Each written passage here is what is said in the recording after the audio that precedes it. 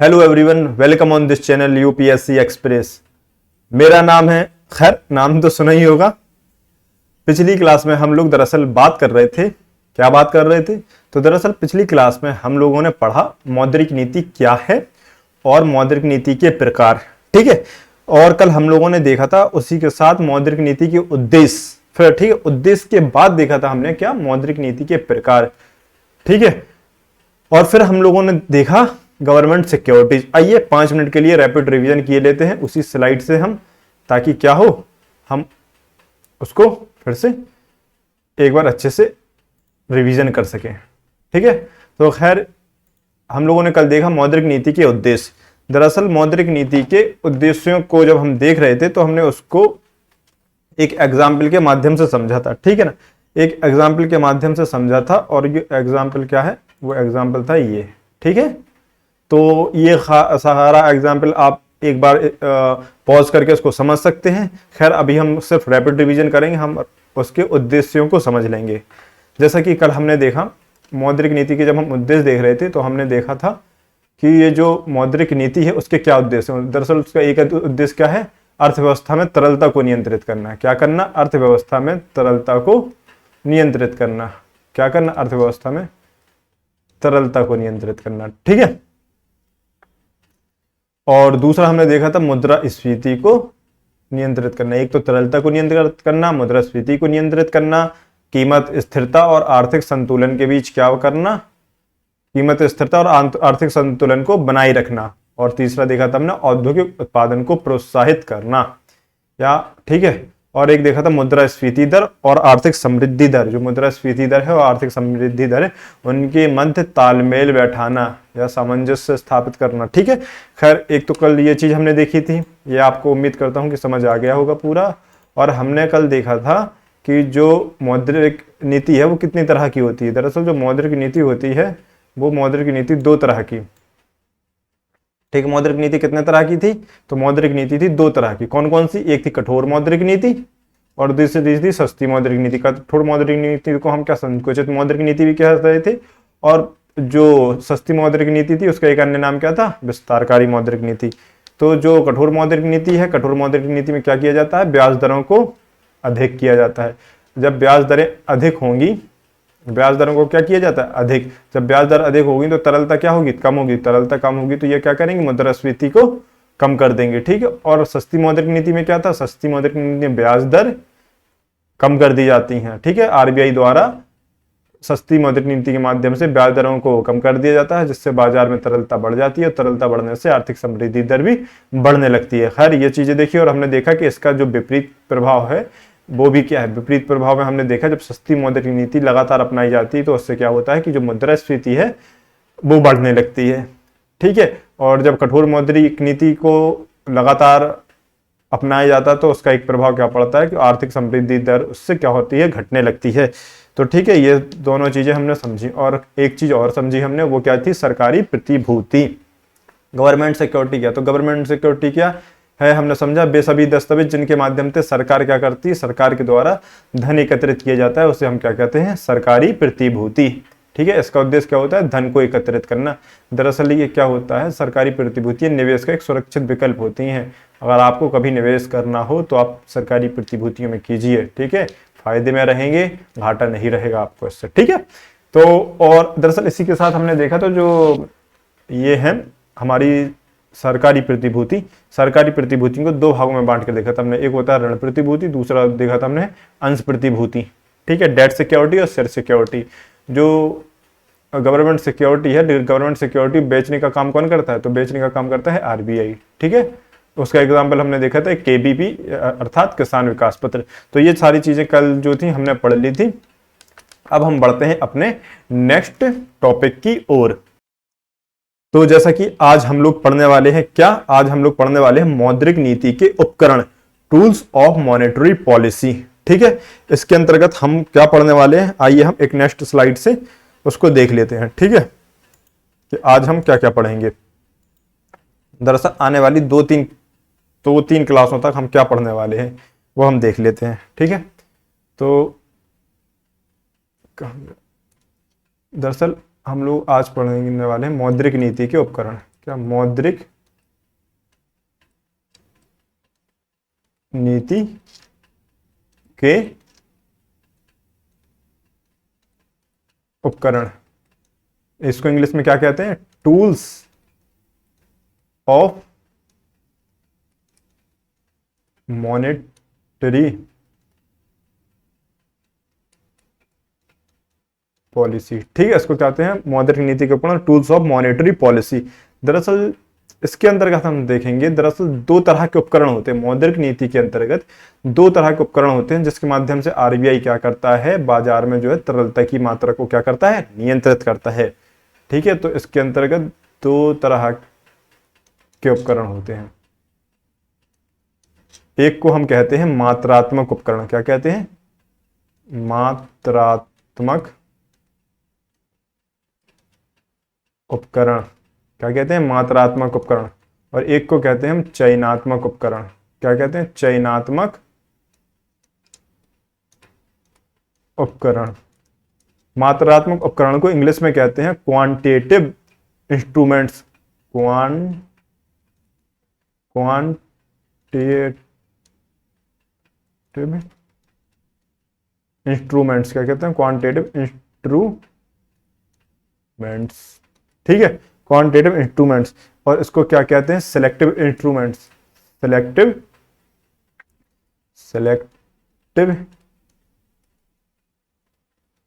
Instruments. ठीक है, मौद्रिक नीति के अंतर्गत दो तरह के उपकरण होते हैं, एक को बोलते हैं मात्रात्मक उपकरण, एक को बोलते हैं चयनात्मक उपकरण। ठीक है, अब दरअसल हम देख लेते हैं मात्रात्मक उपकरण के अंतर्गत हमें क्या क्या पढ़ना है।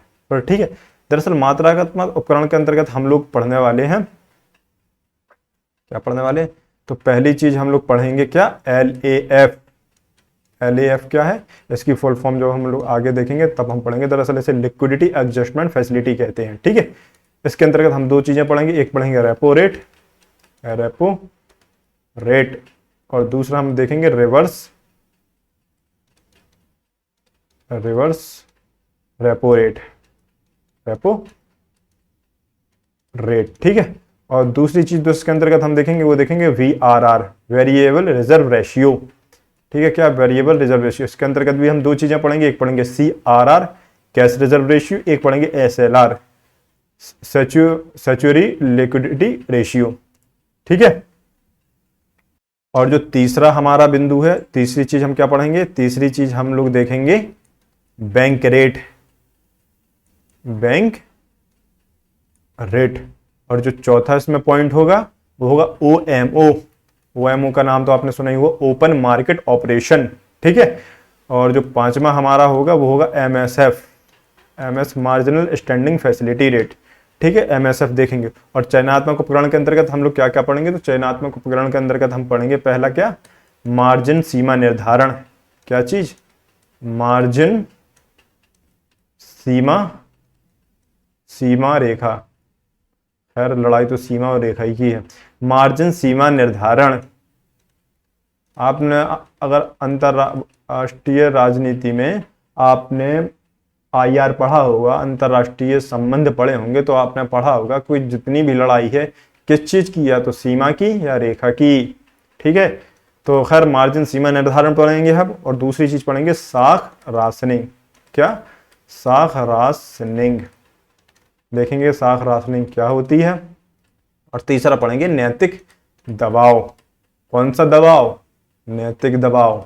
ठीक है, दरअसल आने वाली 2-3 क्लासों तक हम यही पढ़ने वाले हैं।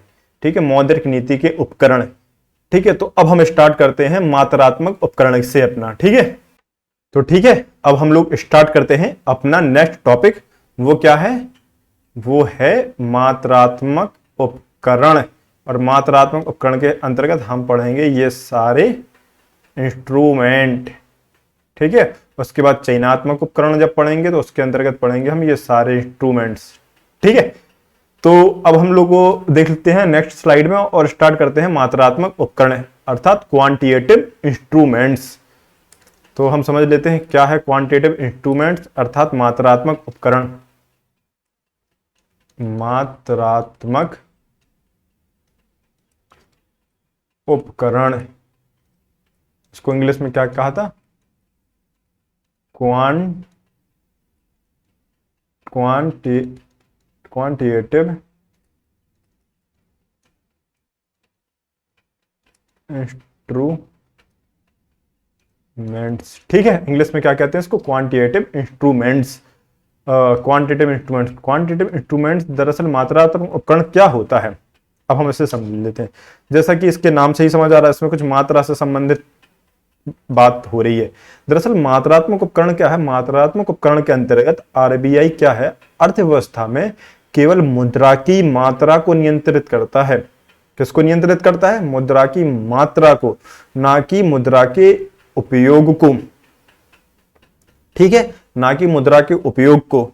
अर्थात अगर हम देखें तो आरबीआई जो है वो मात्रात्मक उपकरण के अंतर्गत क्या करता है कि जो प्रत्यक्ष रूप से मुद्रा की आपूर्ति है उसको नियंत्रित करता है। दरअसल इसको हम लिख कर समझ लेते हैं। मात्रात्मक उपकरण के अंतर्गत आरबीआई, मात्रात्मक उपकरण के अंतर्गत आरबीआई अर्थव्यवस्था में, अर्थव्यवस्था में, किसमें, अर्थव्यवस्था में केवल मुद्रा की, किसकी, मुद्रा की मात्रा को, किसको, केवल मुद्रा की मात्रा को नियंत्रित करता है, ठीक है, ना कि मुद्रा के उपयोग को, ठीक है। दरअसल जो मात्रात्मक उपकरण है, मात्रात्मक उपकरण के अंतर्गत आरबीआई क्या करता है, मात्रात्मक उपकरण के अंतर्गत आरबीआई केवल और केवल मुद्रा की मात्रा को नियंत्रित करेगा, ठीक है, उसके उपयोग को नहीं, उसके उपयोग को नियंत्रित नहीं करेगा। जैसे कि एक एग्जांपल से समझते हैं हम। जैसे कि मान लीजिए कि आरबीआई में, जैसे कि क्या होता है कि अर्थव्यवस्था में जो महंगाई है वो लगातार बढ़ रही है, महंगाई लगातार बढ़ रही है, अर्थात हम कहें जो मुद्रास्फीति है वो लगातार बढ़ रही है। क्या बढ़ रही है, मुद्रास्फीति। मुद्रास्फीति जब लगातार बढ़ रही है तो उसका कारण क्या है, तो उसका कारण है डिमांड बढ़ रही है। क्या बढ़ रही है, डिमांड, अर्थात मांग बढ़ रही है। और मांग बढ़ने का कारण क्या है, जो तरलता है बाजार में वो बढ़ रही है, तरलता बढ़ रही है। तो आरबीआई क्या करता है, केवल जो मुद्रा की जो तरलता है उसको नियंत्रित करता, ठीक है।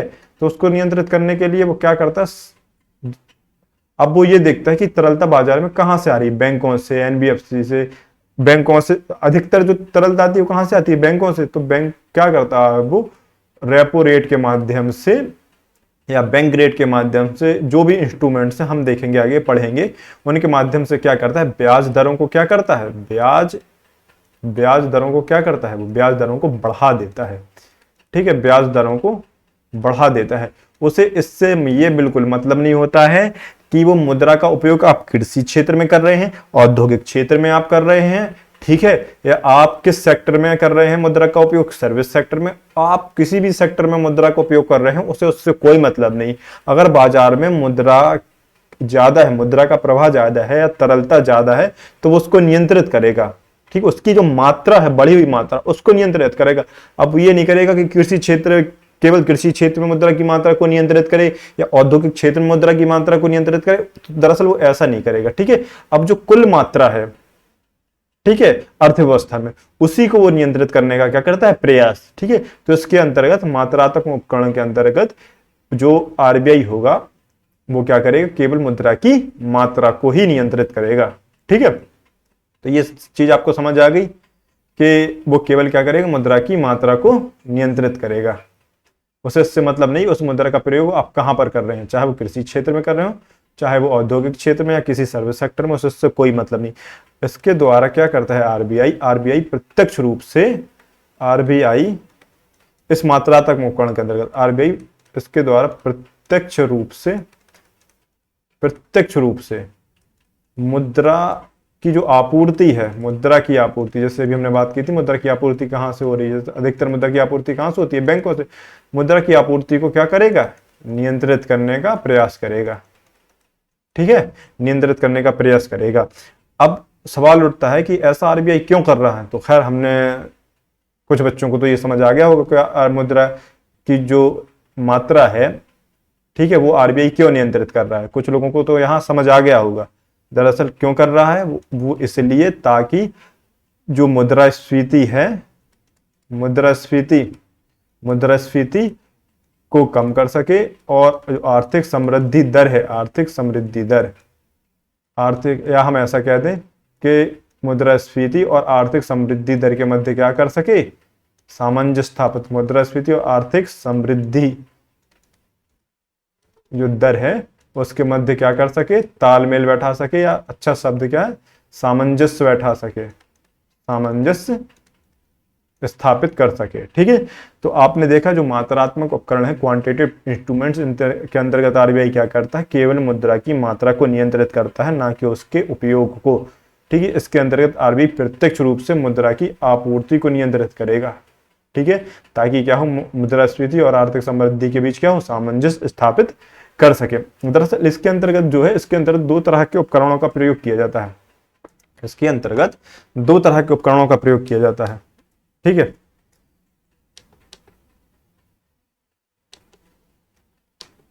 इसके अंतर्गत दो तरह के उपकरणों का प्रयोग किया जाता है। वो दो तरह के उपकरण कौन कौन से हैं, अभी हमने बात की थी ना, कौन कौन से हैं।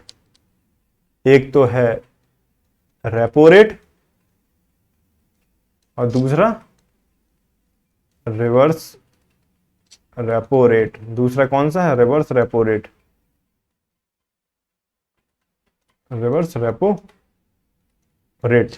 तो खैर अब हम लोग समझ लेते हैं रेपो रेट क्या है। खैर रेपो रेट को तो हम लोगों ने पहले ही समझ लिया, लेकिन फिर भी नहीं सॉरी, इसके अंतर्गत दो मात्रात्मक उपकरण के अंतर्गत तो बहुत सारे इंस्ट्रूमेंट्स आएंगे। दरअसल मात्रात्मक उपकरण के अंतर्गत जो पहला इंस्ट्रूमेंट्स है उसको हम देखते रहे थे। ठीक है, मात्रात्मक उपकरण के अंदर जो पहला इंस्ट्रूमेंट्स है वो क्या है, मात्रात्मक उपकरण के अंतर्गत दरअसल हम देखने वाले हैं निम्नलिखित उपकरण है। जैसे कि एक है क्या, LAF। क्या है, LAF। इसको फुल फॉर्म क्या है, लिक्विडिटी एडजस्टमेंट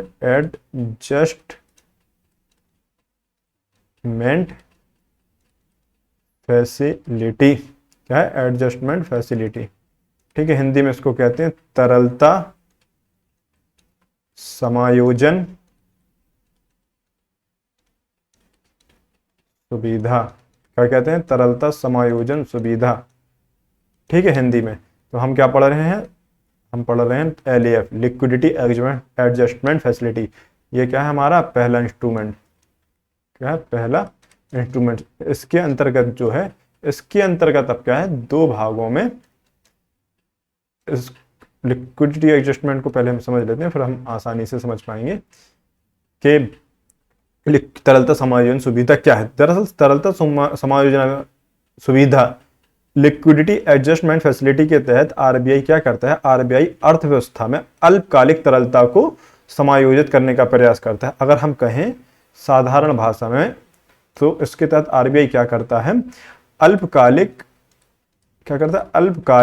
मुद्रास्फीति को, किसको, अल्पकालिक मुद्रास्फीति को नियंत्रित करने का प्रयास करता है। क्या करता है, अल्पकालिक मुद्रास्फीति को, कौन सी मुद्रास्फीति, अल्पकालिक मुद्रास्फीति को नियंत्रित करने का प्रयास करता है। दरअसल इसके तहत दो तरह के उपकरण अपनाए जाते हैं। एक का नाम है क्या, एक का नाम है रेपो रेट। क्या नाम है, रेपो रेट। ठीक है, और दूसरे का नाम क्या है, रिवर्स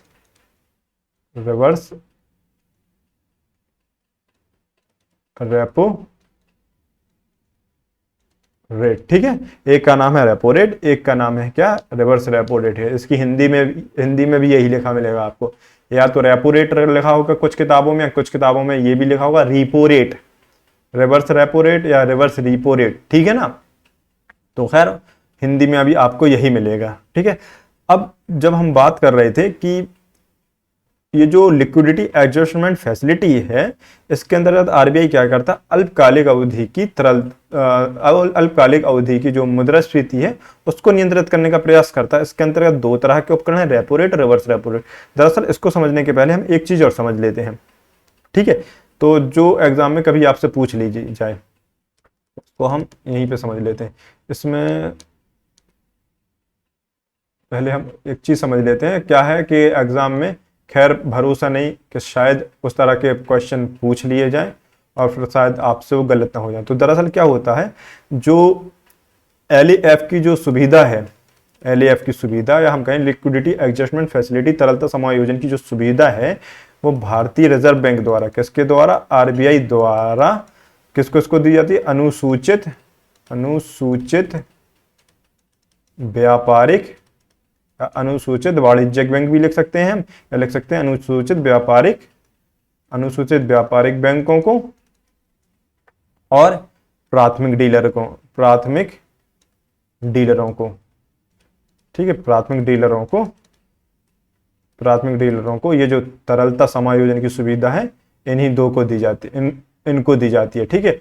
और अगर उसमें आ जाए रीजनल रूरल बैंक अर्थात क्षेत्रीय ग्रामीण बैंक, तो क्षेत्रीय ग्रामीण बैंक को यह सुविधा नहीं दी जाती है, ठीक है। ये चीज आप लोग याद रखेंगे बहुत अच्छे से और बहुत कायदे से याद रखेंगे, नहीं तो दिक्कत हो सकती है। इसको नहीं दी जाती है, ठीक है, ये सुविधा एलईएफ की सुविधा इसको नहीं दी जाती है, केवल किसको दी जाती है, इनको दी जाती है, अनुसूचित व्यापारिक बैंकों को और प्राथमिक डीलर को। अब सब सवाल आता है कि सर ये अनुसूचित व्यापारिक बैंक क्या है, प्राथमिक डीलर क्या है, तो दरअसल इन्हें हम आगे पढ़ेंगे। खैर मैं अनुसूचित व्यापारिक बैंक के बारे में आपको बता देता हूँ। दरअसल अनुसूचित व्यापारिक बैंक ऐसे बैंक होते हैं जो दरअसल आरबीआई अधिनियम, ठीक है, reserve bank of India RBI अधिनियम 1934 की दूसरी अनुसूची में सूचीबद्ध है, उन्हीं को हम क्या कहते हैं, अनुसूचित वाणिज्यिक बैंक, ठीक है, समझ में आ गया। भारतीय रिजर्व बैंक अधिनियम 1934 की दूसरी अनुसूची में सूचीबद्ध बैंकों को ही अनुसूचित व्यापारिक बैंक कहते हैं, ठीक है। अब हम देख लेते हैं, हमने जो देखा कि ये जो दो तरह के उपकरण हैं एलईएफ के तहत, एक कौन सा है, रेपो रेट, और दूसरा कौन सा है, रिवर्स रेपो रेट, ठीक है। अब हम लोग समझ लेते हैं कि रेपो रेट क्या है। दरअसल रेपो रेट को तो हम पहले भी समझ चुके हैं, लेकिन खैर कोई नहीं, फिर एक बार और समझ लेते हैं। तो रेपो रेट क्या है, रेपो रेट वह ब्याज दर जिसके आधार पर आरबीआई व्यापारिक बैंकों को क्या देता है, अल्पकालिक अवधि के लिए ऋण प्रदान करता है, उसी को हम क्या कहते हैं, रेपो रेट, ठीक है।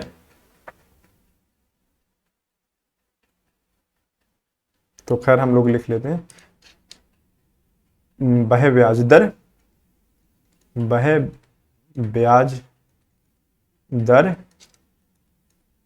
जिसके आधार पर, किसके आधार पर, जिसके आधार पर आरबीआई व्यापारिक या हम ऐसा कहें अनुसूचित व्यापारिक बैंकों को, ठीक है। अनुसूचित व्यापारिक बैंक आप समझ ही चुके हैं कौन सी हैं। तो वह ब्याज दर जिसके आधार पर आरबीआई व्यापारिक बैंकों को अल्पकालिक, कौन से लिए, अल्पकालिक अवधि के लिए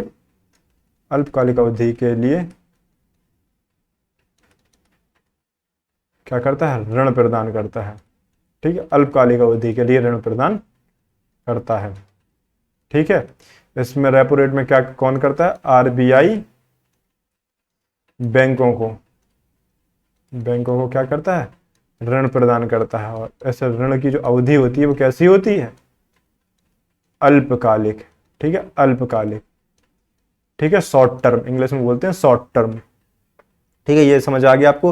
रेपो रेट क्या है, वही ब्याज दर है जिसके आधार पर आरबीआई व्यापारिक बैंकों को अल्पकालिक अवधि के लिए ऋण प्रदान करता है। आरबीआई व्यापारिक बैंकों को ऋण प्रदान करता है कितने समय के लिए, शॉर्ट टर्म के लिए, अल्पकालिक अवधि के लिए। अब इसमें एक चीज आती है कि ये जो रेपो रेट है, रेपो रेट को दरअसल इसका जो आधार है वो वैध प्रतिभूतियां होती हैं, जो रेपो रेट है। अब आरबीआई अगर बैंकों को ऋण देगा तो ऐसी फ्री में तो देगा नहीं, आओ भैया आओ ऋण ले जाओ, आओ भैया तुम आओ लोन ले जाओ, तो दरअसल वो ऐसा तो करेगा नहीं। दरअसल इसके पीछे कुछ आधार होता है। वो आधार क्या होता है? वो आधार होता है वैध प्रतिभूतियां। क्या? वैध प्रतिभूतियां, जिसे हम गवर्नमेंट सिक्योरिटीज भी कहते हैं। ठीक है, लीगल सिक्योरिटी, गवर्नमेंट सिक्योरिटी। अब क्या होता है इसमें रेपो रेट में या रीपो रेट में? रीपो रेट में क्या होता है कि आरबीआई जो है बैंकों से वैध प्रतिभूतियां पहले लेता है, फिर उन्हें क्या कह देता है? ऋण। दरअसल अगर हम देखें रीपो रेट को, दरअसल जो रीपो रेट है, रेपो रेट जिसे आप कई किताबों में पढ़ेंगे रीपो रेट। ठीक है, क्या पढ़ेंगे? क्या पढ़ने को मिल जाएगा आपको कई किताबों में? रीपो रेट। दरअसल ये रीपो रेट है, ये रीपो रेट कोई पूरा कोई एक शब्द नहीं है, ठीक है, तकनीकी। दरअसल ये मिलके बना है री परचेस ऑप्शन से। किससे? री परचेस ऑप्शन। इसका अर्थ होता है, री का अर्थ होता है पुनः, ठीक है, और पी का अर्थ होता है परचेस। क्या होता है? परचेस, परचेस, ठीक है। और ऑप्शन का अर्थ होता है, ओ का अर्थ होता है ऑप्शन, अर्थात परचेस का अर्थ होता है क्या? खरीदना, और ऑप्शन का अर्थ होता है विकल्प। क्या होता है? विकल्प। तो पुनः खरीदने का विकल्प। अब जो रेपो रेट के द्वारा, रेपो रेट के माध्यम से जो आरबीआई है, आरबीआई बैंकों को जो ऋण देता है वो इस शर्त पर देता है कि जब हम आपको ऋण दें तो आप हमें एक निर्धारित या एक निश्चित जो भी अवधि निर्धारित की गई है, निर्धारित अवधि के भीतर वो ऋण क्या करेंगे? आप हमें वापस कर देंगे। ठीक है। और बैंक भी आरबीआई को जो अपनी प्रतिभूतियां देता है, क्या देता है? प्रतिभूतियां। इस शर्त पर देता है कि जब हम, जैसे मान लो आपसे ऋण ले रहे हैं, क्या ले रहे हैं? लोन ले रहे हैं, तो गिरवी में क्या रख रहे हैं हम आपके पास? अपनी प्रतिभूतियां। जब हमारे पास पैसा आ जाएगा, ऋण पैसा आ जाएगा, तब हम आपका क्या करेंगे? हम आपका ऋण चुका देंगे और अपनी प्रतिभूतियां क्या करेंगे? वापस खरीद लेंगे। क्या कहता है बैंक इस शर्त पर ऋण लेता है आरबीआई से। बैंक आरबीआई से कहता है कि हम आपके पास अपनी, देखो गवर्नमेंट जो सिक्योरिटी है, जो भी सिक्योरिटीज हैं, वो तो हम आपके पास गिरवी रख रहे हैं, लेकिन जैसे ही हमारे पास पैसा आएगा हम आपको आपका ऋण चुका देंगे और बदले में हम आपसे क्या लेंगे? अपनी प्रतिभूतियां पुनः खरीद लेंगे। तो इसी को हम कहते हैं रीपरचेस ऑप्शन। रीपरचेस ऑप्शन अर्थात पुनः खरीदने का विकल्प। अर्थात आपको कहीं कहीं ऐसा भी लिखा मिल जाएगा कि बैंकों के द्वारा, इसकी परिभाषा आपको ऐसी भी मिल सकती है कि बैंकों के द्वारा इस शर्त पर लिया गया ऋण ताकि वो अपनी प्रतिभूतियां पुनः खरीद लेगा। जो ऋण लिया जाता है उसे हम क्या कहते हैं? उसी को हम कहते हैं रेपो रेट। ठीक है, तो आपको ये चीज समझ आ गई है कि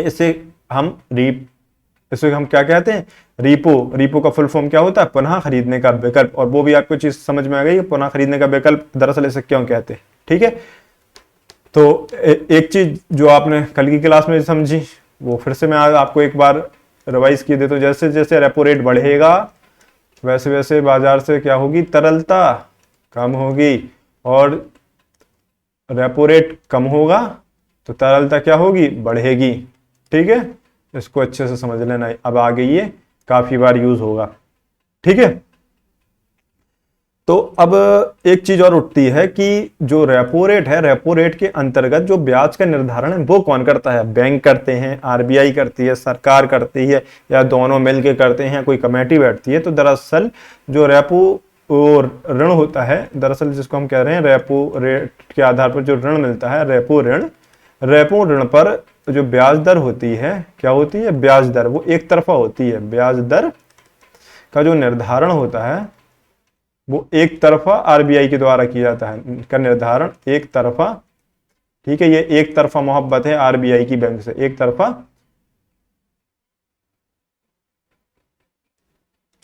आरबीआई के द्वारा होता है। ठीक है, क्या है ये आरबीआई की एक तरफा मोहब्बत है बैंकों से। वो कहता है भाई साहब आप मत करो, ये जो ऋण क्या जो ब्याज दर है वो आप निर्धारित मत करो, मैं कर लूंगा। ठीक है, तो एक चीज और इसमें देख लेते हैं जो वर्तमान में क्या है। पहले क्या होता था, पहले 3 से 14 दिनों के अवधि के लिए क्या होता था, रेपो रेट दी जाती थी। ठीक है, रेपो ऋण दिया जाता था। लेकिन आज अगर हम वर्तमान में देखें तो एक दिवसीय रेपो ऋण भी उपलब्ध है। ठीक है, या एक दिवसीय रेपो ऋण की भी शुरुआत आजकल हो गई है। ठीक है, तो ये आपने खैर समझ लिया रेपो ऋण क्या है। ठीक है, ये तो खैर 1-2 क्लासों से आप यही समझते आ रहे हैं, तो ये आपने समझ लिया। अब हमें समझना है रिवर्स रेपो रेट। ठीक है, तो अब हम देख लेते हैं रिवर्स रेपो रेट क्या है। Reverse repo rate, reverse repo rate क्या है, रेपो रेट को उल्टा कर दो तो रिवर्स रेपो रेट बन जाएगा।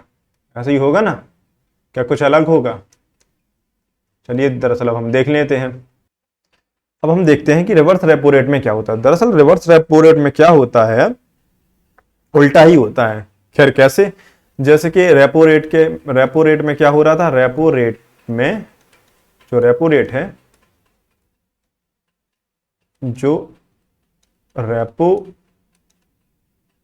रेट में क्या हो रहा था, आरबीआई जो बैंक है वो किससे ऋण ले रहा था, आरबीआई से।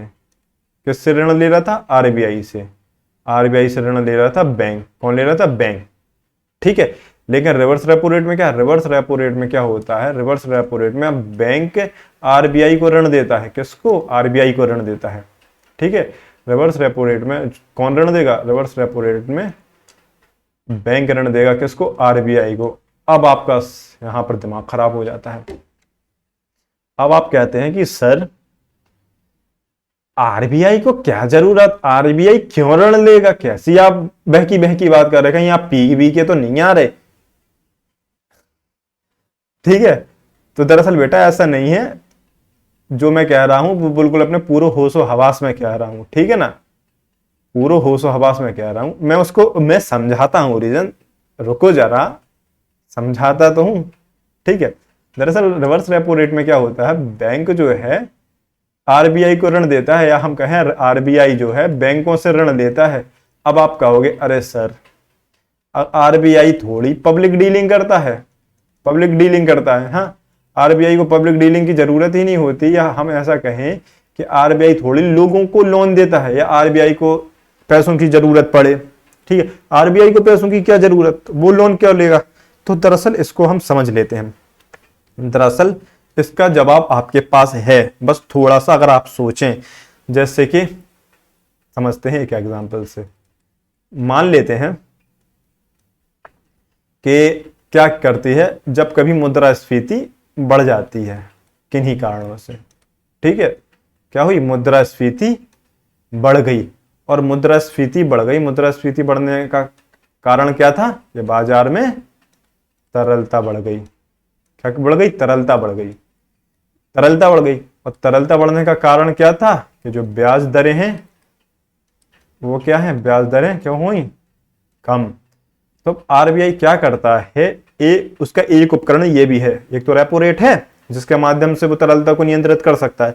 रेपो रेट के माध्यम से भी वो क्या कर सकता है, तरलता को नियंत्रित कर सकता है। ठीक है, वो कैसे, वो हम इसमें समझते हैं। क्या करेगा, जैसे मान लो मुद्रास्फीति क्या है, बढ़ गई, मुद्रास्फीति बढ़ गई। अब बाजार में जो तरलता है, मुद्रास्फीति बढ़ने का कारण क्या है, कि बाजार में तरलता बढ़ गई। क्यों, क्योंकि ब्याज दरें क्या हो गई, कम, ब्याज दरें कम हो गई। अब ब्याज दरें जैसी कम होंगी तो बैंक जो है, बैंक बड़ी मात्रा में क्या करेंगे, जनता को ऋण देंगे अधिक से अधिक। ठीक, अधिक से अधिक जनता को ऋण देंगे। अब आरबीआई क्या करेगा, आरबीआई कहेगा बैंकों से, किससे कहेगा, बैंकों से, बैंक से कहेगा देखो तुम मुझे ऋण दो, क्या दो, तुम मुझे ऋण दो, मैं तुम्हें 8% क्या दूंगा, 8% ब्याज दूंगा इस पे। अगर तुम मुझे ऋण दोगे तो मैं तुम्हें 8% ब्याज दूंगा। तो आरबीआई, तो बैंकों को लालच आ जाता है। बैंक कहता है कि ठीक है, कि मैं जो हूं 10% पर अगर मैं जनता को जैसे मान लो 10% पर या 9% पर वो बैंक क्या कर रही है, जनता को 9% पर हम मान लेते हैं, जनता को क्या दे रही है, ऋण दे रही है, ऋण दे रही है, ठीक है। और आरबीआई कहता है कि हम 8% पर बैंकों से अगर बैंक मुझे ऋण देगी तो हम उसे 8% ब्याज देंगे।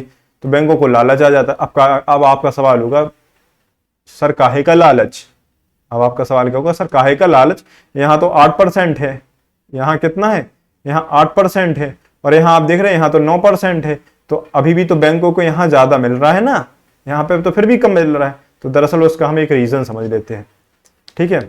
उसका रीजन क्या है उसको हम देख लेते हैं। दरअसल क्या होता है, बैंक जो जनता को ऋण देता है, जनता को जो ऋण देता है, इसमें क्या होता है, इसमें जोखिम क्या होता है, जोखिम ज्यादा होता है, ठीक है। जैसे हम मान लेते हैं बैंक ने जनता को, सारी जनता को मिला के बता रहे, पूरा 1 लाख करोड़ का, कितना दिया, 1 लाख, इतना बड़ा नंबर नहीं लेते, कोई छोटा नंबर ले लेते, मान लेते हैं बैंक ने कितना 100 करोड़ रुपए का लोन दे दिया जनता को, ठीक है, कितना 100 करोड़ रुपए का। अब 100 करोड़ रुपए का लोन दिया इसने, मान लेते हैं 9% वार्षिक ब्याज दर पर, कितने प्रतिशत वार्षिक ब्याज दर पर, 9% वार्षिक ब्याज दर पर, 9% वार्षिक ब्याज दर, इसकी ब्याज दर क्या है, 9% वार्षिक ब्याज दर, ठीक है। 100 करोड़ का जनता को लोन दिया। अब आपने देखा होगा, क्या सुना होगा, कई ये लोन किसको दे रही, जनता में, जनता में ये हो गया उद्योगों को लोन है, इसी में किसान भी हैं, इसी में व्यापारी है ना, कई छोटे व्यापारी हैं, कई बड़े व्यापारी हैं। आपने देखा होगा कई लोग लोन लेते हैं, हर वर्ग का जो व्यक्ति है वो लोन लेता है। अब मान लेते हैं कि किसान ने लोन लिया, ठीक है, किसान ने लोन लिया, किसने लिया, किसान ने, एक एग्जांपल तो हम समझ लेते हैं, किसान ने लोन लिया। अब किसान ने लोन लिया, किसान लोन किस लिए लेता है, कृषि संबंधित गतिविधियों के लिए, अपने एग्रीकल्चर सेक्टर के लिए भी लोन लेगा वो। अब मान लेते हैं जो भारत में जो फसल है वो किस तरह की है, मानसूनी फसल है, अर्थात जो भारत में कृषि है वो मानसूनी कृषि है। अब मान लो साल कृषि है अच्छी नहीं रही, ठीक है, मानसूनी कृषि है भारत में, मानसून अच्छा नहीं आया, तो जो भी फसल की पैदावार है वो अच्छी नहीं हुई। जब उसके बाद फसल अच्छी नहीं हुई, इसकी सारी फसल मर गई किसान की, तो अब जो इसने लोन लिया था, क्या अब वो लोन बैंक को चुका पाएगा, नहीं चुका पाएगा। तो ऐसे में क्या है, बैंक का ब्याज तो भैया छोड़ो 9%, मूलधन भी नहीं निकलेगा, क्या नहीं निकलेगा, मूलधन भी नहीं निकलेगा, ठीक है। एक तो ये जोखिम है। दूसरा आपने देखा होगा कई स्टार्टअप हैं, कई छोटे व्यापारी हैं जिन्होंने कोई स्टार्टअप यूज किया, उनका स्टार्टअप नहीं चला, उनका पूरा पैसा डूब गया। तो अब उनका पूरा पैसा डूब गया तो वो क्या भाग जाते हैं, वो बैंक का लोन नहीं चुकाते हैं, तो मूलधन भी उनका जाता है और उनका ब्याज तो जाता ही जाता है, मूलधन भी जाता है। और आप और देखोगे कई बड़े बड़े व्यापारी जैसे मोदी जी, अरे वो वाले मोदी जी नहीं, दूसरे वाले मोदी जी, उनका भी नाम एन क्या नाम था उनका, नीरव मोदी जी, हाँ नीरव मोदी जी, नीरव मोदी जी जैसे बैंक का लोन लेके भाग जाएं, ठीक है। वो भाई साहब ब्याज दर के चक्कर में ना उन्हें ब्याज मिला, मैं बैंक को ना क्या मिला, मूलधन, पूरा पैसा लेके मोदी जी भाग गए। अरे यार तुम लोग गुस्सा क्यों होते, मोदी जी में ये वाले मोदी जी थोड़ा जो झोला उठाएंगे और चल देंगे, दूसरे वाले मोदी जी की मैं बात कर रहा हूं। खैर कोई भी मोदी हो, देश के लिए दोनों खतरा है, देश के लिए दोनों हानिकारक हैं, ठीक है, दोनों ने देश का बेड़ा गर्क करके रखा है। खैर हमें क्या, हम तो स्टूडेंट हैं, झोला उठाएंगे और चल देंगे। झोला नहीं, हम अपना झोला जिसमें किताब विताबें होती हैं वो वाला झोला उठाएंगे और अपना पढ़ाने या पढ़ने के लिए चल देंगे। तो खैर आपने देखा जैसे चाहे मोदी हो, चाहे ये मोदी हो चाहे वो मोदी हो, दोनों ही देश के लिए क्या है, खतरा है। क्यों, क्योंकि वो क्या करते हैं, पैसा लेके भाग जाते हैं। अब बैंकों को आप देखोगे, जनता को जो ऋण दे रही है बैंक, उसको ज्यादा खतरा है, क्या है, जोखिम ज्यादा है, यहाँ पैसा डूबने का पैसा ज्यादा है। खैर 9% पे तो ब्याज दर है, ठीक है हम मान रहे हैं, लेकिन पैसा डूबने का खतरा ज्यादा है। कई पैसा तो ऐसा है जो डूब जाता है, चला जाता है, जैसे माल्या, विजय माल्या भगोड़ा, वो भाग गया, ठीक है, पैसा लेके, वो पैसा बैंक का क्या पूरा डूब गया। मोदी जी लेके भाग गए, वो पूरा पैसा डूब गया, वो पैसा पूरा डूब गया। तो अब इसमें आप देख रहे हैं ना जोखिम कितना है, आपने देखा कितना जोखिम है। अब आप यहीं पे अब यहीं पे बैंक देखता है कि यार आरबीआई 8% ले रहा है और जोखिम जोखिम जो है, जोखिम भी क्या है, बिल्कुल नहीं, जोखिम भी बिल्कुल नहीं है। अब जब जोखिम भी नहीं है और 8% ब्याज दर भी मिल रहा है, तो इससे अच्छा मुनाफे का सौदा क्या होगा? बैंक कहता है कि चलो अब हम ज्यादा से ज्यादा पैसा, ज्यादा से ज्यादा पैसा कैसे देंगे? आरबीआई को देंगे। क्यों? क्योंकि हमें यहां से लाभ ज्यादा मिलेगा। वहां पे तो क्या है, वहां पे तो डर है कि कहीं पैसा क्या ना हो, डूब जाए, तो पैसा डूबने का डर है। अब क्या करता है बैंक, इसी लालच में आके क्या करता है, बैंक को ऋण दे देता है। तो अब इससे क्या होगा, बैंकों के पास जैसे ही ऋण बैंक आरबीआई को ज्यादा दे देगा, तो उसके पास जनता को देने के लिए जो ऋण क्या होगा, वो कम हो जाएगा।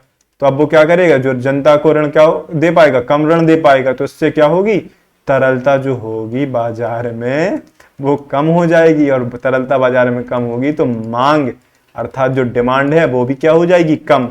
डिमांड कम होगी तो जो मुद्रास्फीति है वो क्या होगी, नियंत्रित हो जाएगी, मुद्रास्फीति कम हो जाएगी। तो खैर आप लोग अब समझ गए होंगे कि जो रिवर्स रेपो रेट के माध्यम से आरबीआई है वो क्यों ऋण लेता है। ठीक है, अब आपको समझ गए होंगे। खैर अब आपको समझ आया होगा कि मैंने लाल पानी लगा के नहीं बैठा हूं। ठीक है, ठीक है। इसमें एक चीज और हम देख लेते हैं, वैसे ही जो हमने रेपो रेट में देखी थी, रिवर्स रेपो रेट में भी हम देख लेते हैं। वो क्या है, जैसे जैसे रिवर्स रेपो रेट क्या होगी, देखो रिवर्स, आप लोग second, reverse repo rate, reverse repo rate, reverse repo rate अगर आरबीआई बढ़ा दे, रिवर्स रेपो रेट अगर आरबीआई बढ़ा दे तो इससे क्या होगा, रिवर्स रेपो रेट अगर आरबीआई बढ़ा देगा तो इससे क्या होगी, यहाँ पर आप बैंक, यहाँ पर आप देख रहे हैं ना, मैं जैसा मैंने बढ़ा, मान लो रिवर्स रेपो रेट बढ़ा दिया तो इससे क्या होगी, बाजार में तरलता कम हो रही ना, तो क्या होगी,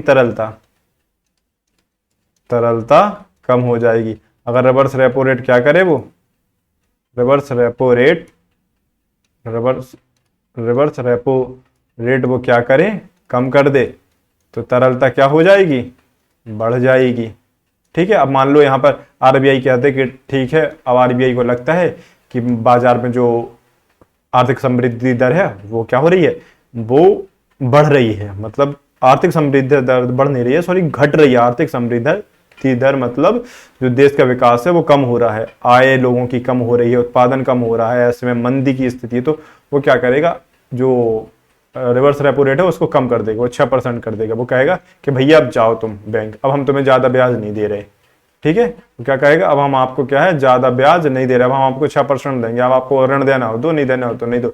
तो बैंक भी बोलेगा आप भाड़ में जाओ, हम आपको क्यों दें, आप तो अति कर रहे हैं, तो 10% पे हम यहाँ ना दें। अब जोखिम ही रहेगा, और क्या होगा, कितना ले लेके भाग जाएगा, तो वो यहाँ पर देगा, तो फिर बाजार में तरलता बढ़ जाएगी, तरलता बढ़ेगी तो बाजार में जो तेजी आएगी, बाजार में तेजी अर्थात बूम की स्थिति आएगी, आगे हम पढ़ेंगे बूम की स्थिति, तेजी आएगी, तो तेजी आएगी तो बाजार चलेगा, मंदी क्या होगी, कम होगी। ठीक है, आर्थिक समृद्धि दर या आर्थिक जो समृद्धि दर है उसमें विकास होगा, बढ़ेगी। ठीक है, खैर ये चीज हमने पढ़ ली। अब हम देखते हैं अपना नेक्स्ट टॉपिक। अब आगे हम क्या पढ़ने वाले हैं, दरअसल अब हम आगे पढ़ने वाले हैं क्या, सीक्यू में है क्या, इसमें नहीं है, तो दरअसल अब हम आगे पढ़ने वाले हैं क्या, सेकंड उसका उपकरण, सेकंड उपकरण। और सेकंड उपकरण क्या है, सेकंड उपकरण है VRR। VRR का फुल फॉर्म क्या है, वेरिएबल रिजर्व रेशियो। क्या है, वेरिएबल रिजर्व रेशियो। क्या है, वेरिएबल रिजर्व रेशियो। इसको हिंदी में हम क्या कह रहे हैं, परिवर्तनीयता, परिवर्तनीय कोष अनुपात, परिवर्तनीय कोष अनुपात। ठीक है, दरअसल इसको हम यहाँ ना स्टार्ट करते, नेक्स्ट पेज पर स्टार्ट करते हैं, ताकि क्या है ना, यहाँ पेज छोटा पड़ जाएगा और यहाँ अच्छे से हम दोनों उसको समझ नहीं पाएंगे। ठीक है, तो नेक्स्ट हम पेज में देखते हैं, नेक्स्ट पेज में हम इसको देख लेते हैं। ठीक है, तो हम लोग क्या देखने वाले हैं हम लोग? देखने वाले हैं VRR। हम लोग देख रहे थे क्या? VRR।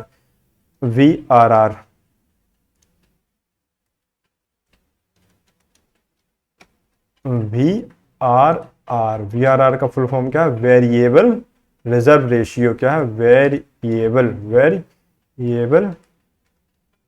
Reserve ratio. क्या है? वेरिएबल रिजर्व रेशियो, परिवर्तनीय कोष अनुपात। परिवर्तनीय कोष अनुपात है, परिवर्तनीय कोष अनुपात। ठीक है, क्या है ये? परिवर्तनीय कोष अनुपात। अब इसमें क्या होता है? दरअसल आप देखोगे ये एक अनुपात है जो परिवर्तित हो रहा है। क्या है? ये कोष है। कोष समझते हो? कोष एक रिजर्व, भंडारण, ठीक है, जहां भंडार किया जाता है पैसों का। ठीक है, जैसा कि आपको इसके, अगर आप चाहें तो ये जो शब्द है इसी से इसकी परिभाषा लिख सकते हैं कि एक ऐसा कोष है जिसमें एक अनुपात में क्या किया जा रहा है? पैसे को भंडारित किया जा रहा है, जो क्या है? परिवर्तित होता रहता है। ठीक है, ठीक है, तो हम लोग समझ लेते हैं दरअसल क्या वेरिएबल रिजर्व रेशियो अर्थात परिवर्तनीय कोष अनुपात। परिवर्तनीय कोष अनुपात में क्या होता है?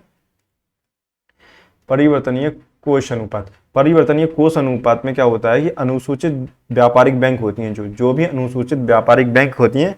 अनुसूचित व्यापारिक बैंक जैसे ही मैं कहता हूं आपको समझ आ रहा है अनुसूचित व्यापारिक बैंक क्या है?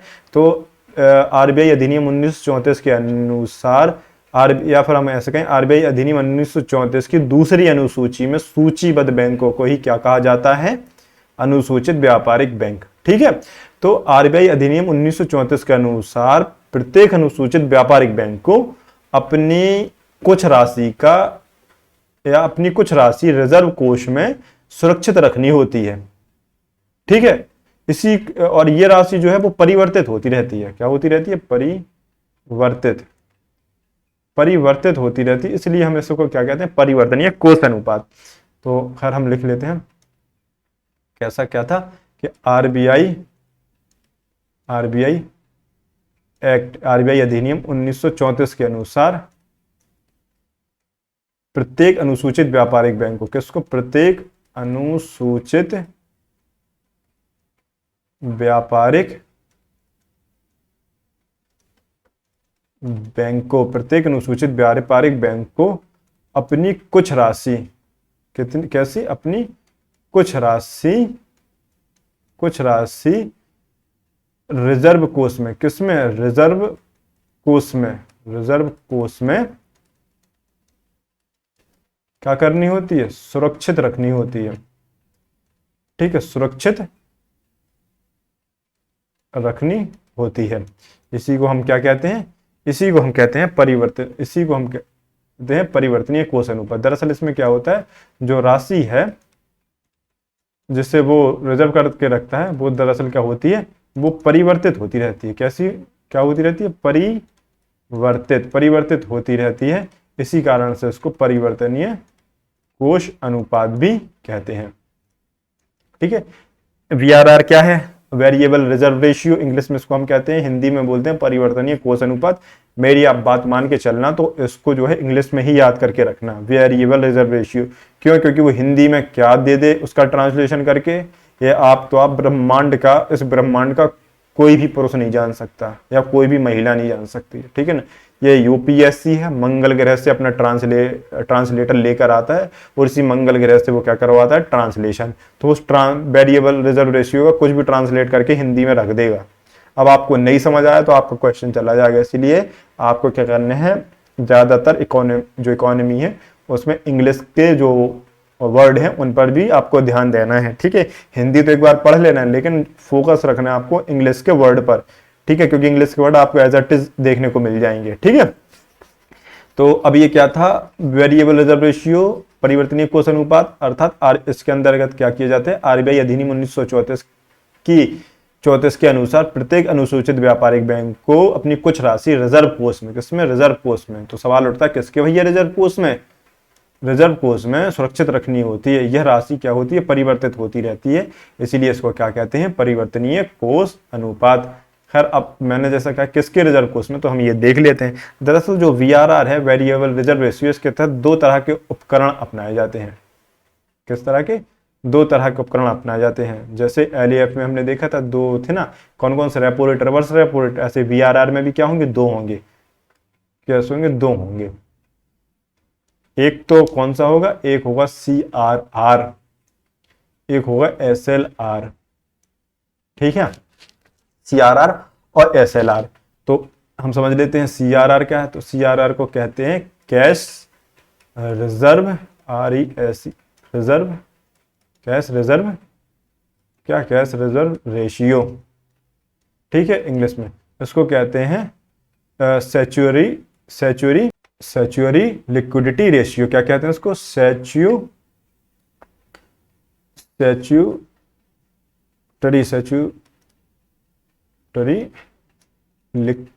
लिक्विडिटी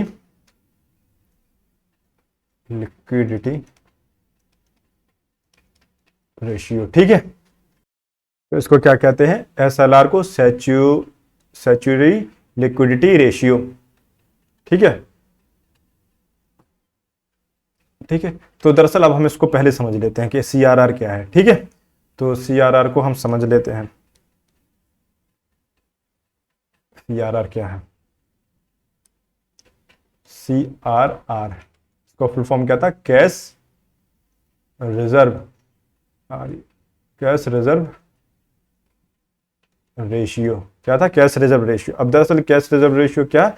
हिंदी में इसको कहते हैं नगद आरक्षित अनुपात। क्या कहते हैं? नगद आरक्षित अनुपात, नगद आरक्षित अनुपात, नगद आरक्षित अनुपात। अब दरअसल नगद आरक्षित अनुपात क्या है, तो इसको हम समझ लेते हैं। क्या होता है कि प्रत्येक अनुसूचित व्यापारिक बैंक को, किसको? प्रत्येक अनुसूचित व्यापारिक बैंक को, ऐसा प्रत्येक अनुसूचित व्यापारिक बैंक को अपने NDTL का कुछ प्रतिशत हिस्सा RBI के पास नगद स्वरूप में, किस स्वरूप में? नगद स्वरूप में रिजर्व करके रखना होता है। उसी को हम CRR कहते हैं।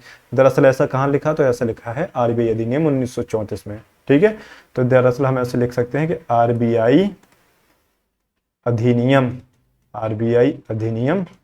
1934 के अनुसार, किसके अनुसार? RBI अधिनियम 1934 के अनुसार प्रत्येक अनुसूचित, किसको? प्रत्येक अनुसूचित व्यापारिक या वाणिज्यिक, कुछ भी किताबों में मिल सकता है आपको, अनुसूचित व्यापारिक बैंकों को अपने NDTL का, किसका? अपने NDTL का कुछ प्रतिशत हिस्सा RBI के पास, किसके पास? RBI के पास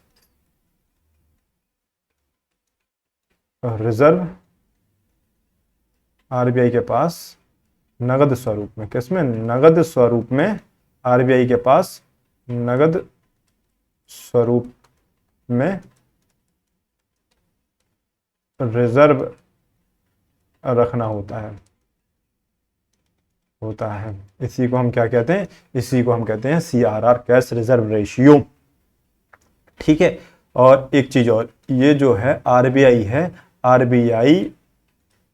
RBI इस रिजर्व पर, ये जो रिजर्व रखा है, इस रिजर्व पर कोई ब्याज नहीं देता। एक तो तुम RBI के पास पैसा भी रख रहे और RBI उस पर क्या करता है? कोई ब्याज अदा नहीं करता, कोई ब्याज अदा नहीं करता। ठीक है, तो हम लोग समझ लेते हैं CRR को। CRR क्या है? तो CRR का फुल फॉर्म है कैश रिजर्व रेशियो, नगद आरक्षित अनुपात। ठीक है, ये इसके तहत क्या होता है? RBI अधिनियम 1934 के अनुसार, किसके अनुसार? RBI अधिनियम 1934 के अनुसार प्रत्येक अनुसूचित व्यापारिक बैंक को, किसको? प्रत्येक अनुसूचित व्यापारिक बैंक को अपने NDTL का कुछ प्रतिशत हिस्सा नगद स्वरूप में, किस स्वरूप में?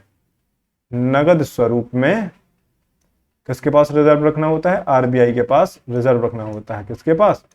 आरबीआई के पास रिजर्व रखना होता है कितना, एनडीटीएल का कुछ प्रतिशत है इतना, वो कितने प्रतिशत होगा उसका निर्धारण कौन करेगा, तो उसका निर्धारण दरअसल कौन करेगा, आरबीआई। ठीक है, तो अब आपको इस परिभाषा को पढ़कर कुछ तो समझ आ गया होगा। अगर आपको नहीं समझ आया है जो चीज, वो चीज है दो।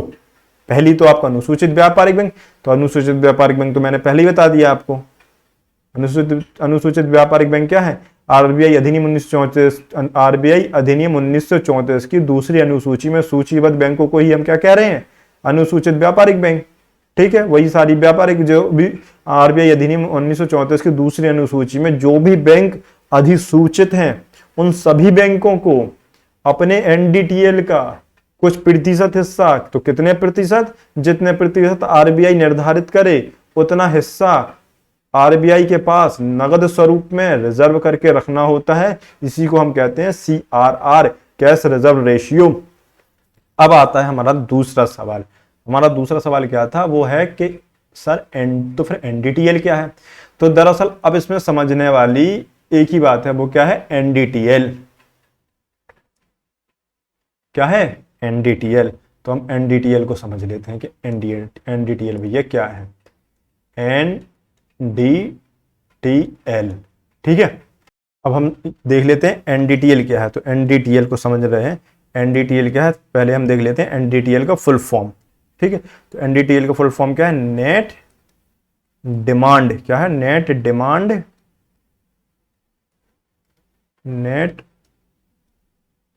Demand and time liability, net demand and time liabilities.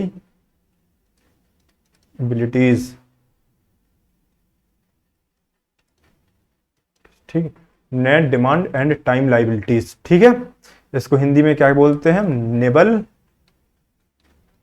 मांग निबल मांग एवं समय देताएं। तो निबल मांग समय देताएं समझने के पहले आपको तो पहले पता होना चाहिए कि इसमें एल मतलब लायबिलिटी क्या है।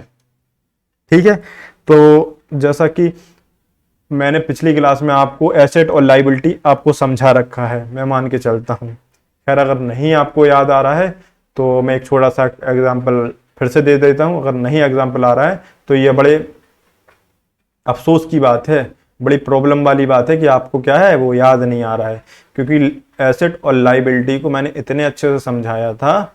मैंने एक एग्जांपल दिया था ना कि वो दो लड़के दिल्ली में तैयारी करने आते हैं, फिर वो दो लड़के क्या करते हैं, बहुत तेज क्या करते हैं, पढ़ाई करते हैं, दोनों का कंपटीशन बहुत तेज बनता है, फिर वो दिल्ली की चमक दमक में खो जाते हैं। फिर उनके पास बाबू सोना जादू टोना का फोन आने लगता है। फिर उनके पास क्या होती है, मनी की शॉर्टेज होने लगती है, क्योंकि वो पूरा मनी किस पर खर्च कर देते हैं, उस पर जो बाबू सोना जादू टोना थी। खैर अगर आपको वो नहीं सब कुछ याद आ रहा है तो आप फिर से वो क्लास देखिए जिसमें मैंने लायबिलिटी और एसेट को समझाया है। ठीक है, दरअसल मैं यहाँ पे भी शॉर्ट फॉर्म में उसे समझा देता हूँ क्योंकि यहाँ पर जरूरत है। ठीक है, तो खैर जैसे कि हम देखते हैं, हमने पढ़ा था पिछली क्लास में, जो बैंक है, बैंक के दरअसल दो परंपरागत कार्य हैं। कौन कौन से, एक तो क्या है, जमा स्वीकार करना। क्या करना, जमा स्वीकार करना। दूसरा काम क्या है, ऋण देना। क्या है, जमा स्वीकार करना और ऋण देना। ठीक है, इसमें क्या है, इसमें एक बैंक की क्या है, इसमें एक बैंक की लायबिलिटी है और एक बैंक की एसेट है। तो कौन सी बैंक की लायबिलिटी है और कौन सी बैंक की एसेट है, वो दरअसल हम समझ लेते हैं।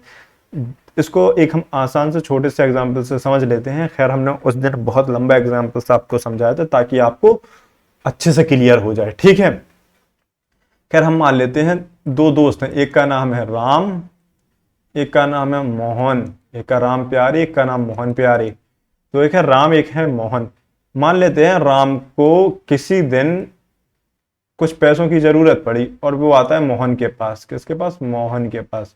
राम कहता है कि मेरे भाई, मेरे दोस्त, मेरे सखा, मुझे 500 रुपए की जरूरत है, क्या तुम मेरी मदद करोगे। तो मोहन कहता है, वो दोस्त ही क्या जो मुसीबत में काम ना आए। ठीक है ना, तो मोहन कहता है बिल्कुल मेरे दोस्त, हम क्या करेंगे, तुम्हें 500 रुपये की जरूरत है, तुम 500 रुपये ले जाओ। तो वो क्या करता है, मोहन राम को 500 रुपये क्या दे देता है, ऋण, ऋण ही के तौर पे तो दिया। तो अब आप ये बताओ, लेकिन मोहन इसमें एक चीज कहता है राम से, कहता है 500 रुपये तो तुम ले रहे हो भाई, लेकिन 500 रुपये में से तुम्हें 550 रुपये देने होंगे, ठीक है, 50 रुपये तुम्हें एक्स्ट्रा देने होंगे, ठीक है, 500 के 550 देने होंगे, ठीक है। तो राम कहता है ठीक है भाई, ज़रूरत है तो वो तो मैं दे दूंगा, और तुम इतने अच्छे दोस्त जो ठहरे। तो खैर ठीक है, मोहन ने क्या किया, 500 रुपये ऋण दे दिया। अब आप देखोगे तो राम के ऊपर ये 500 रुपये क्या है, जो ये 500 रुपये हैं, ये जो 500 रुपये है वो राम के ऊपर क्या है, कर्ज है, कर्जा है।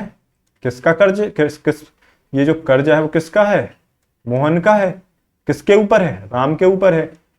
या हम ये कहें कि अब अगर जो राम ने 500 रुपये लिए हैं, वो राम का दायित्व बनता है कि वो 500 रुपये क्या करे, मोहन को लौटाए, और जो प्लस में जो उसका ब्याज है वो भी लौटाए, ठीक है, जो उसने 50 रुपये एक्स्ट्रा बोले थे। तो दायित्व बनता है ना, क्या दायित्व बनता है राम का दायित्व बनता है कि जो उसने मोहन से 500 रुपये लिए हैं वो लौटाए। क्या बनता है, दायित्व। इसी को हम एक और शब्द क्या कह सकते हैं कि राम की देयता बनती है मोहन पर। क्या बनती है, देयता। इसी देयता को इंग्लिश में हम क्या कहते हैं, लाइबिलिटी। क्या कहते हैं, लाइबिलिटी, ठीक है, लाइबिलिटी।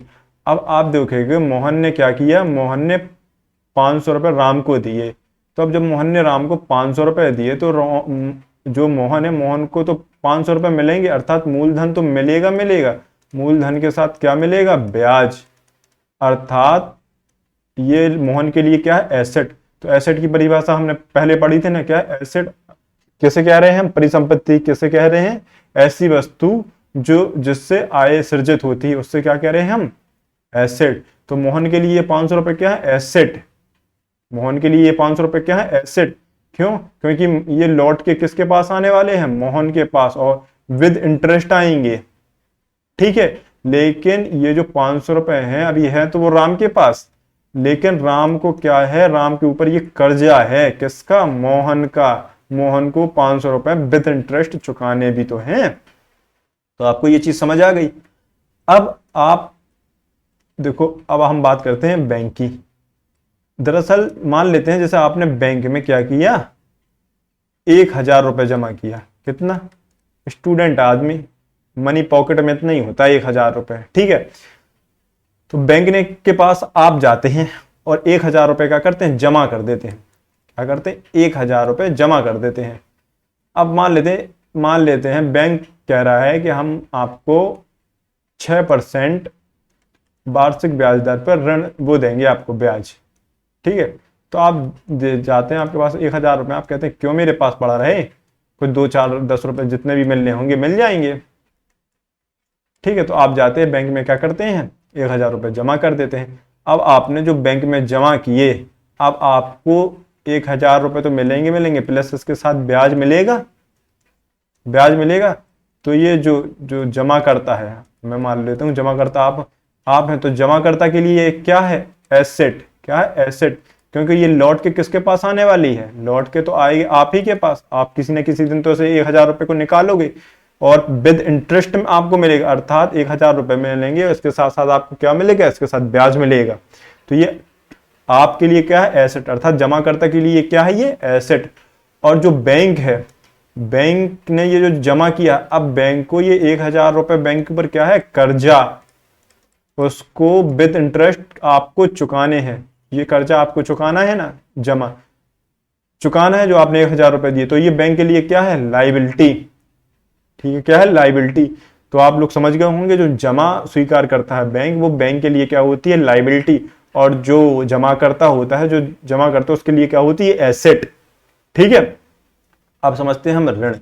तो अब क्या होता है, बैंक का दूसरा काम क्या है, बैंक का एक और काम यह है कि बैंक क्या करता है, लोगों को और कई कंपनियों को क्या देता है, ऋण प्रदान करता है। अब जब दूसरों को ऋण प्रदान करेगा, जैसे मान लेते कोई व्यक्ति है, मान लेते ए नाम का व्यक्ति है, ए नाम के व्यक्ति को उसने क्या किया, 5 लाख रुपए का ऋण दिया, ठीक है, 5 लाख। अब इस 5 लाख रुपए का कर्जा है ना बैंक के ऊपर, बैंक का कर्जा है इस एक व्यक्ति के ऊपर, ए व्यक्ति के ऊपर बैंक का कर्जा है कितना, 5 लाख रुपए। अर्थात ए व्यक्ति का दायित्व तो बनता है, या हम कहेंगे ए व्यक्ति की लाइबिलिटी बनती है किस पर, बैंक पर। तो ये अब 5 लाख रुपए है, 5 लाख रुपए लौटा के किसको देगा, ये बैंक को देगा, विद इंटरेस्ट देगा, ठीक है ना। तो ये ए व्यक्ति के ऊपर क्या है, जिसने ऋण लिया है उसके लिए क्या है, वो लाइबिलिटी, क्यों, क्योंकि उसे चुकाना है वापस।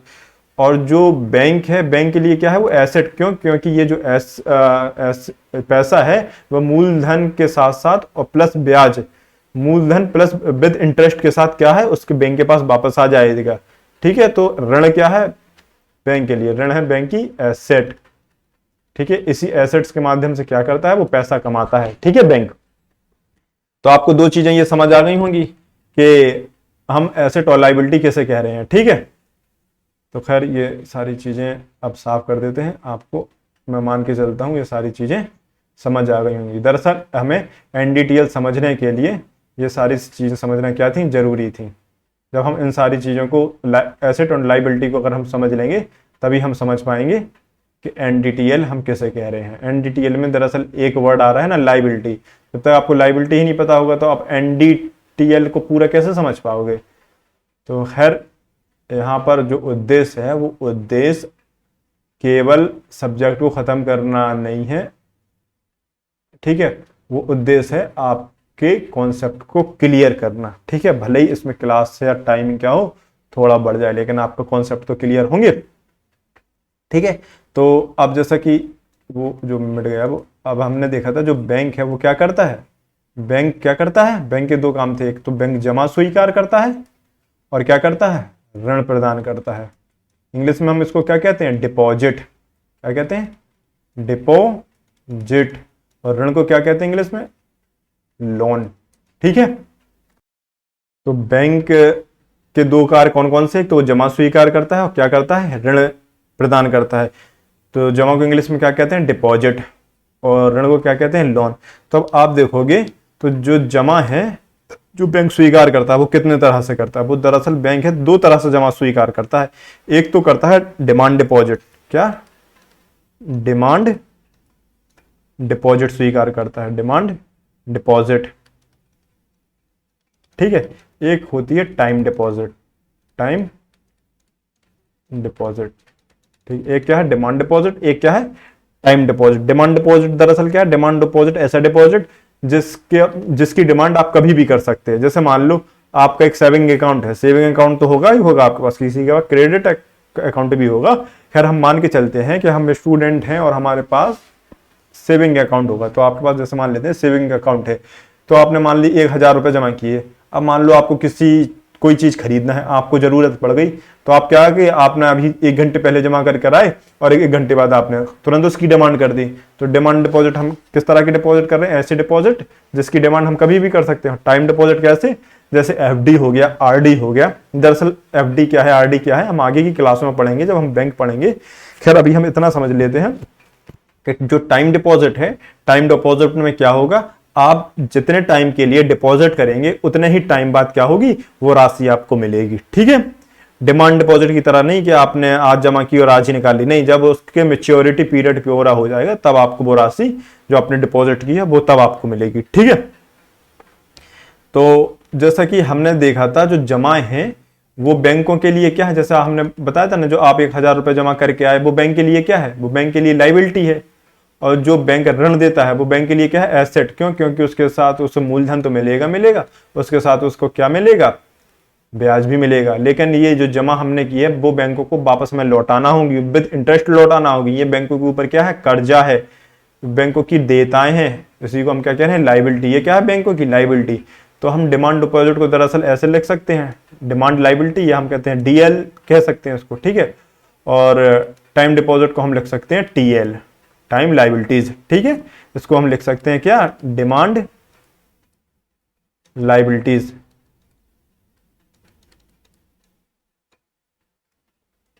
क्या लिख सकते हैं, डिमांड लाइबिलिटीज, ठीक है। और इसको हम लिख सकते हैं टाइम लाइबिलिटीज। ठीक है, लाइबिलिटीज, डिमांड लाइबिलिटीज और टाइम लाइबिलिटीज। अब इस डिमांड लाइबिलिटीज और टाइम लाइबिलिटीज को अगर हम जोड़ दें, दरअसल लाइबिलिटीज नहीं कह के लाइबिलिटी कहेंगे, डिमांड लाइबिलिटी और टाइम लाइबिलिटी, डिमांड लाइबिलिटी और अगर हम टाइम लाइबिलिटी को जोड़ दें तो ये बन जाता है GDTL, अर्थात gross demand and time liabilities. अब हम इसको लाइबिलिटीज कहेंगे, ठीक है ना।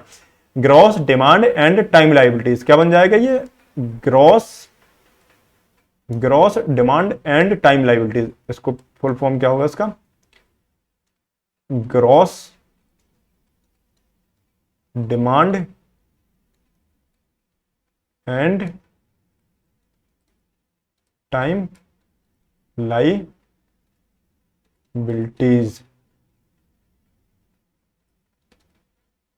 ठीक है, gross demand and time liabilities. ठीक है, तो ये क्या हो गया, GDTL। यहां तक आपको सारा कुछ समझ आ गया होगा। ठीक है, यहां तक आपको ये सारी चीजें समझ आ। अब आपने कभी कभी देखा होगा कि आपने ऐसा देखा होगा या आपने सुना होगा कि एक बैंक के चेक दूसरे बैंकों में चल जाते हैं, देखा है, या आपने खुद ऐसा किया होगा, या आपने अपने रिश्तेदारों को करते, दोस्तों को करते हुए देखा होगा, या आपने खुद किया होगा। आपने देखा होगा कि आप जैसे SBI का बैंक का चेक है, आप पंजाब नेशनल बैंक में जाते हैं और वहां से आप पैसे निकाल कर आ जाते हैं। ठीक है, खैर मैं आपको एक एग्जांपल से ये चीज समझा देता हूँ, ठीक है, तो आपको समझ आ जाएगा। जैसे कि एक वर्ड है, दरअसल वो है IBL, इंटर बैंक लाइबिलिटीज। ठीक है, तो दरअसल वो हम समझते हैं वो क्या है, इंटर बैंक लाइबिलिटीज क्या होती है। दरअसल ये क्या है, ये एक बैंक की दूसरे बैंक के प्रति लाइबिलिटीज होती है। इंटर बैंक लाइबिलिटीज एक बैंक की दूसरे बैंक के प्रति क्या होती है, लाइबिलिटीज। हम इसे समझ लेते हैं, जैसे हम मान लेते हैं एक एग्जाम्पल से समझ लेते हैं। हम मान लेते हैं कि हमारे भाई ने हमें एक चेक दिया, क्या दिया, चेक दिया 50,000 रुपए का, और हमसे बोला कि जाओ तुम ये जो 50,000 रुपए है वो बैंक से निकाल लाना, ठीक है। तो दरअसल जो भाई था, जो भाई का अकाउंट था, भाई के अकाउंट किस में था, भाई का अकाउंट था SBI में, ठीक है। और जो मेरा अकाउंट था, वो मेरा अकाउंट था PNB में, किसमें, पंजाब नेशनल बैंक में। तो भाई मुझे क्या करता है, भाई कहता है जाओ तुम 50,000 रुपए का जो चेक है हम देते हैं तुम्हें, और ये तुम बैंक से निकाल लाओ। तो मैं जाता हूं अपने बैंक, कौन से बैंक, अपने बैंक, पंजाब नेशनल बैंक में। पंजाब नेशनल बैंक में जाता हूं मैं और उन्हें 50,000 का क्या करता हूं, चेक देता हूं, और बदले में वो मुझे क्या करते हैं, 50,000 रुपए कैश दे देते हैं। क्या करते हैं, कैश दे देते हैं। ठीक है, अब आप देखोगे चेक कहां का था, SBI का, कहां का था, SBI का, ठीक है। और लेकिन मैं लेके कहां गया, PNB में उन्होंने मुझे क्या दे दिया, 50,000 रुपए कैश, ठीक है। अब ये क्या होता है, दरअसल क्या होता है इसमें, बैंक क्या करते हैं, जैसे बैंक है, बैंक एक दूसरे बैंकों के मध्य क्या होता है, अंतर, अगर हम कहें बैंकों के अंदर भी क्या होता है, लेन देन चलता रहता है, ठीक है। जैसे हम गए, हमारा बैंक कहां पर, पंजाब नेशनल बैंक में, मैंने भाई का चेक लिया, तो अब वो 50,000 रुपए जो मुझे बैंक ने दिए, किसने, पंजाब नेशनल बैंक ने, ये जो पैसे थे ये निकालने कहां से थे, मुझे SBI से, और मैंने निकाले कहां से, PNB से। तो अब ये जो 50,000 का चेक किसके नाम का था, SBI के नाम का, किसके नाम का था, SBI के नाम का। तो अब ये PNB बैंक जाएगा, PNB बैंक कहेगा SBI से, भाई साहब देखो आपके ये चेक था, ठीक है, जो हमारा कस्टमर लेकर आया, तो हमने अपने कस्टमर को 50,000 रुपए दे दिए, अब आप ये जो 50,000 रुपए हैं वो मुझे आप दे दो। तो इसी को दरअसल बोलते हैं एक बैंक की दूसरे बैंक के प्रति क्या है, लाइबिलिटी। अब ये क्या हो गया, अब ये जो 50,000 रुपए उसने मुझे दे दिए थे पंजाब नेशनल बैंक में, ये मुझे कहां से निकालने थे, SBI से। तो अब ये 50,000 रुपए अब SBI के ऊपर क्या हो गया, कर्जा किसका है, पंजाब नेशनल बैंक का, मतलब पंजाब नेशनल बैंक को अब 50,000 रुपए किससे लेना है, SBI से, ठीक है। तो वो जाता है और वो अपना शाम की टाइम जब बैंक बंद करने का काम होता है तो वो देखता है कि किस किस के चेक आए हैं, तो सारे चेक कहता है कि भाई इस बैंक पंजाब SBI के इतने इतने मेरे पास चेक आए हैं, तो ये सारा रुपए मुझे दे दो और आप अपने चेक ले लो, ठीक है। तो इसी को हम बोलते हैं इंटर बैंकिंग लाइबिलिटीज। समझ आया आपको? अगर नहीं समझ आया है तो मैं एक और एग्जांपल देता हूं आपको, ठीक है। दरअसल आप देखोगे, एक और एग्जांपल दे देता हूं मैं। खैर अगर नहीं, मुझे तो लगता है शायद आपको समझ आ गया होगा। खैर अब आप, ऐसा कोई साधन नहीं कि आप मुझे बता सकें कि आपको समझ आया है नहीं आया है, लेकिन मैं फिर भी पूरी अपनी कोशिश करूंगा कि आपको अच्छे से अच्छा समझ आए। जैसे हम मान लेते हैं इंटरबैंक लाइबिलिटीज क्या है, ठीक है। जैसे मान लो आपके सेविंग अकाउंट है, क्या है? सेविंग अकाउंट, ठीक है। सेविंग अकाउंट में आप जमा करके आए कितने? 20,000 रुपए। कितने? 20,000 रुपए। एक व्यक्ति और आया, वो कितने जमा कर गया? 50,000 रुपए सेविंग अकाउंट पे। और एक व्यक्ति आया अपनी एफडी में कितने जमा कर गया? 1,00,000 रुपए। कितने? 1,00,000 रुपए। 1,00,000 रुपए जमा कर गया, ठीक है। और एक व्यक्ति आया जो उसने क्या किया? ये कौन सा बैंक है? ये है एसबीआई बैंक, ठीक है। एक व्यक्ति आया है जो एचडीएफसी का बैंक का था। कहाँ का था? एचडीएफसी बैंक का। वो यहां से अपनी चेक को क्या करता है? 20,000 रुपए की जो थी उसकी, ठीक है, 20,000 रुपए, वो क्या करता है? 20,000 रुपए को ले जाता है, ठीक है। 20,000 रुपए ले जाता है।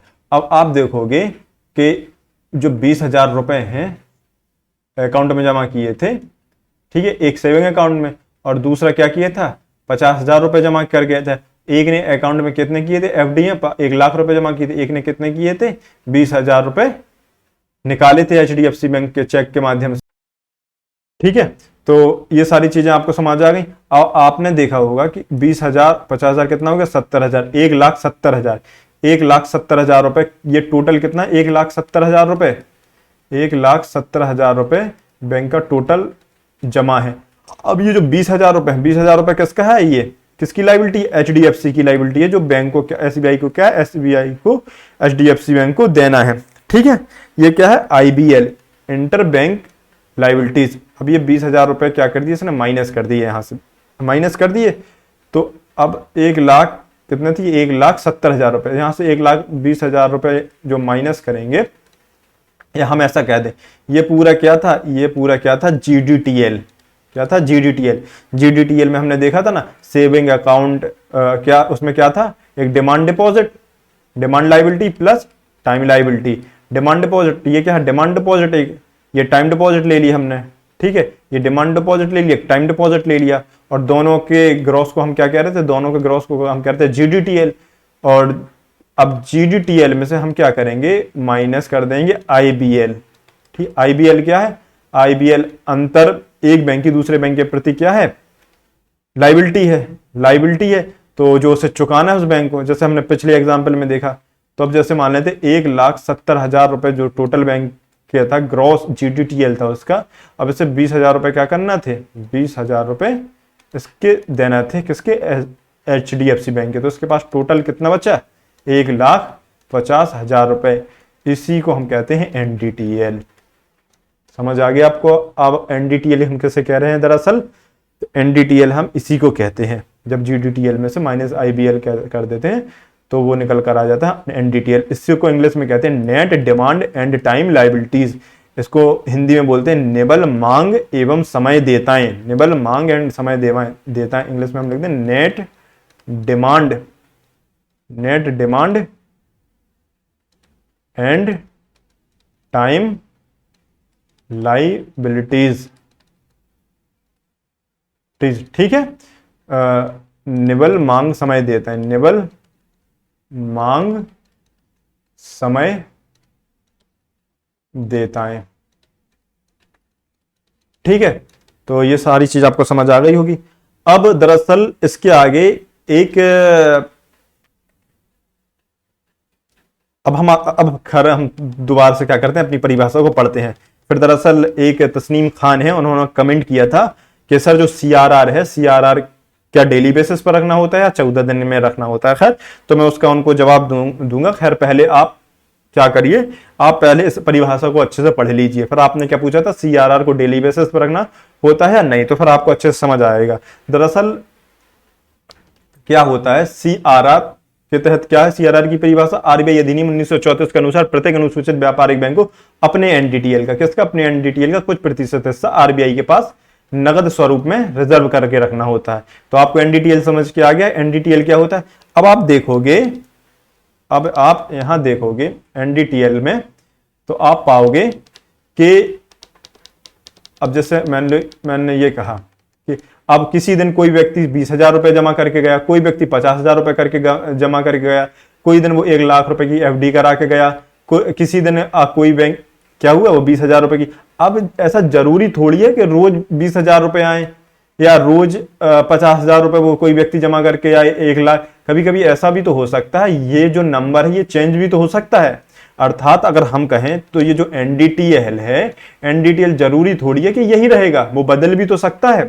ठीक है, तो अगर हम कहें तो एनडीटीएल क्या होगा? एनडीटीएल प्रतिदिन क्या होगा? बदलेगा। ठीक है ना।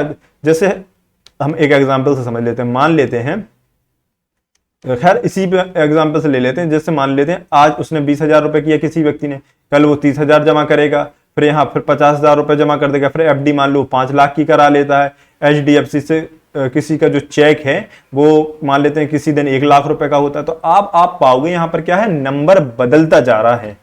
ठीक है, तो अब आपका एक सवाल, जो सवाल था किसका, एक कमेंट आया था तस्नीम खान का। तस्नीम खान का सवाल ये था क्या सर, अब जो दरअसल वो कहना ये चाह रहे थे सर, जो क्या एनडीटीएल है सीआरआर के तहत जो एनडीटीएल बैंकों को रखना होता है, तो अब क्या वो रोज अपना पैसा लेके जाएंगे बैंकों के पास? भैया एनडीटीएल इतना हुआ हमारा, फिर तुम ले लो, फिर कल का हुआ, फिर कल का आरबीआई से इतना ले लो। क्या वो रोज ऐसा करेगा? बैंक क्या रोज ऐसा करेंगे? सवाल दरअसल आपका, शायद मैं जितना समझ पा रहा हूं तस्नीम खान का सवाल यही था। उनका मतलब कहने का यह था क्या जो सीआरआर के तहत एनडीटीएल है, क्या अब बैंक को क्या रोज जाना पड़ेगा ये अपना जो कुछ प्रतिशत हिस्सा है आरबीआई के पास नगद स्वरूप में देने के लिए? तो नहीं बेटा, ऐसा नहीं होता है। दरअसल क्या होता है, इसको हम एक एग्जांपल से समझ लेते हैं।